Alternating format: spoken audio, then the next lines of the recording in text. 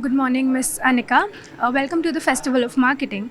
So, I have a few questions for you. Lovely session, by the way. Thank you so much. So, to catch consumers' attention today, brands are blurring the lines between advertising and entertainment. What is your take on this? Absolutely. I think when you look at the way brands are speaking today, it's not a one-way communication. A lot of us are having a conversation with the customers, and a lot of times you have content creators speaking for you. So there is a line which is blurred. Today, everything is about entertainment. So you need 5 seconds, 10 seconds in which to give your message. And I think how you become more engaging as a brand is actually a true success metric in worlds of shrinking brand loyalty. All right. So, if I ask you that, how do you maintain a balance between short-term performance marketing goals with long-term brand building, eyeing the festive season? So if you look at the festive season, I think festive season is milking what you've built through the year, right? When we look at the way marketeers operate, you operate on top funnel where you build a pool of customers who are interested in you, and finally you work on the bottom funnel where you improve conversions of customers who are already wanting to buy your category.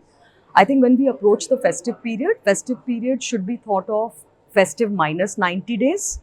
So you do actually start the engagement much ahead of festive period. You launch new products before, you actually have your brand conversations and you build the top funnel.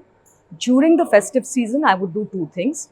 I would actually run very hard performance marketing campaigns where you will drive conversion on bottom funnel, but I would also tell a good brand story and a brand narrative.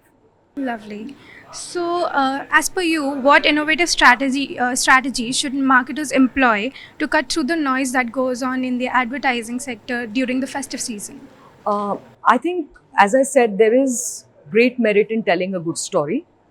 Um, if you have a good story to tell, there will be consumers who will listen to you. Festive is also a time when you are actually buying brands that you already like. So I think having relevant offers at that point in time really works well for consumers.